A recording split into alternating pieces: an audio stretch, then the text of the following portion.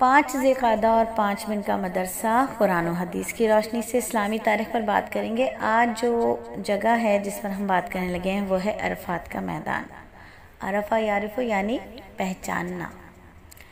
यहाँ अम्मा हव्वा को और बाबा आदम को एक दूसरे की पहचान हुई। यहाँ आकर के उनकी मुलाकात हुई, यहाँ उन्होंने एक दूसरे को पहचाना, इसलिए इस मैदान को अरफात का मैदान कहा जाता है। और अरफात का मैदान इसलिए भी कहा जाता है कि यहीं महशर का मैदान लगेगा और यहाँ सब एक दूसरे को पहचानेंगे लेकिन फ़िक्र नहीं करेंगे। यानी हर शख्स नफसी नफसी कर रहा होगा। माँ बाप भी अपने बच्चों को पहचानेंगे, बच्चे भी अपने वालिदैन को पहचानेंगे, लेकिन हर शख्स जो है वहाँ पर नफसी नफसी कर रहा होगा सिवाय एक हस्ती के, और वो हो गए हमारे नबी पाक सल्लल्लाहु अलैहि वसल्लम, जो कि उम्मती उम्मती पुकार रहे होंगे कि हाय उनके उम्मती। तो मैदान अरफात है मक्का मुअज़्ज़मा से मशरिक़ की सिमत से ताइफ जाने वाली सड़क पर तकरीबन 16 किलोमीटर की दूरी पर मैदान अरफात है। जन्नत से निकलने के बाद इसी मकाम पर बीबी हव्वा और बाबा आदम की मुलाकात हुई और वहाँ उन्होंने एक दूसरे को पहचाना, इसीलिए इसको अरफात कहते हैं। मैदान अरफात में ही हज़रत जिब्राईल अलैहिस्सलाम ने हज़रत इब्राहीम अलैहिस्सलाम को हज के अरकान सिखाए थे और इसी मैदान में सहाबा इकराम को दीन के मुकम्मल होने की भी खुशखबरी मिली थी।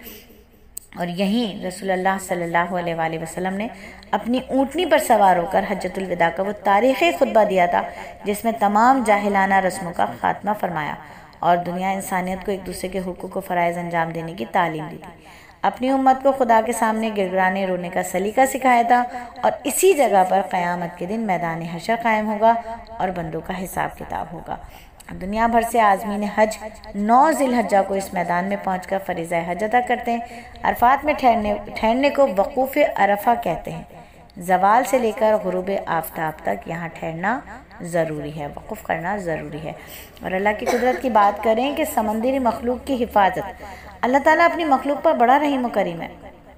वो अपनी मखलूक की हर तरह से हिफाजत करता है, चाहे वो ज़मीन की मखलूक हो या समंदर की। समंदर के बारे में बड़ी अजीब सी बात है कि जाड़े के मौसम में जब सख्त सर्दी होती है ना, तो पानी बड़ी तेज़ी से बर्फ़ की तरह जमने लगता है। तो ये ख़तरा पैदा हो जाता है कि पूरा समंदर जमकर बर्फ़ बन जाएगा, जिससे सारी मखलूक जो है वो मरकर ख़त्म हो जाएगी। लेकिन यहाँ अल्लाह ताला अपनी कुदरत दिखाता है। समंदर के ऊपर बर्फ़ की एक मोटी तह जमा देता है जो पानी के ऊपर तैरती रहती है, जिससे नीचे का पानी जमने से बच जाता है और पूरी मखलूक वहाँ सुकून से ज़िंदा रहती है। अल्लाह ताला की कुदरत है जो हर तरह से अपनी मखलूक की हिफाजत करता है।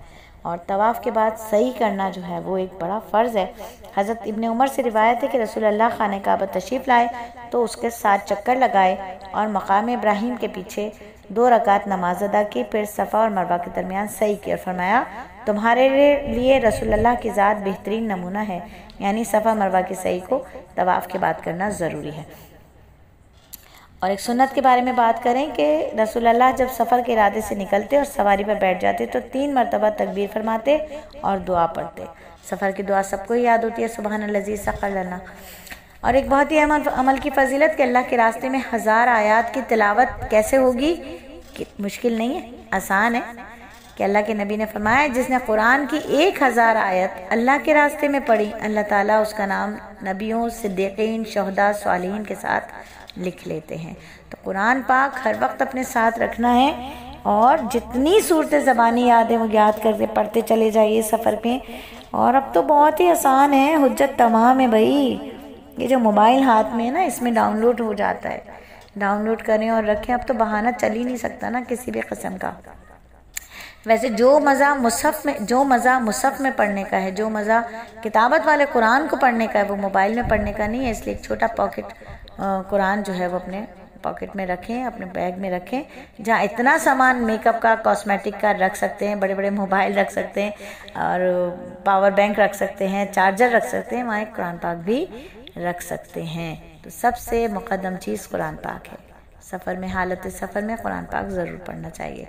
एक गुनाह के बारे में मेरे नबी ने फरमाया क्या मैं तुमको दज्जाल से भी ज़्यादा ख़तरनाक चीज़ ना बताऊं? साहबा ने अर्ज़ किया ज़रूर बताएं, वो क्या चीज़ है? रसूलुल्लाह ने फरमाया शिर्क खफ़ी।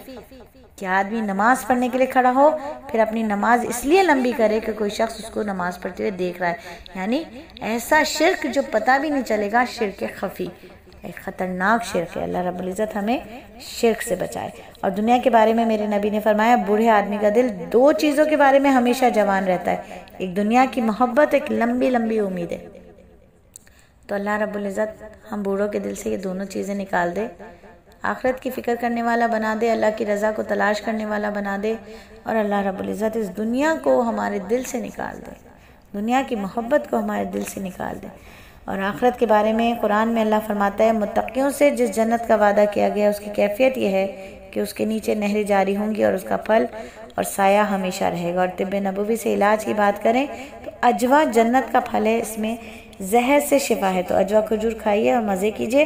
और कुरान नसीहत करता है कि अल्लाह ताला अदल इंसाफ और अच्छा सलूक करने का और रिश्तेदारों को माली मदद करने का हुक्म देता है, बेहयाई, नापसंदीदा कामों और जुल्म ज़्यादती से मना करता है। वो तुम्हें ऐसी बातों की नसीहत करता है ताकि तुम उनको याद रखो। अल्हम्दुलिल्लाह 5 मिनट का मदरसा सिर्फ और सिर्फ 6 मिनट में मुकम्मल हुआ। अल्लाह की रज़ा के लिए किया, अल्लाह राज़ी हो और दारैन का अजर हमें अता फरमाए। आमीन सुम्मा आमीन।